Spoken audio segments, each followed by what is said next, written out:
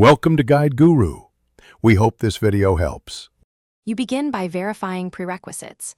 Make sure you're signed in with an administrator account and network access is available. Open Settings with Win+I and go to System to view core info quickly.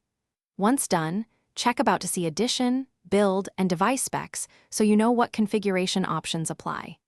This step prevents surprises later and explains why some features appear or not, so you can act with confidence and skip irrelevant menus.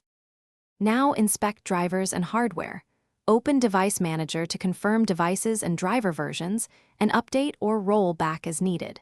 Then review storage and power and battery to understand disk allocation and power profiles, which affect performance and thermal behavior. Next, examine display and advanced graphics settings for scaling and GPU assignment.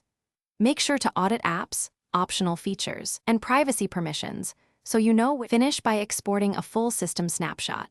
Run msinfo32 or system information and save the report for reference. Create a restore point and note key driver versions and power profiles so you can revert if needed. If something goes wrong, open Event Viewer to identify recent errors, then run System File Checker and DISM to repair corrupted files. Make sure to restart after major changes. That often completes driver installs and clears transient faults, reducing follow-up troubleshooting.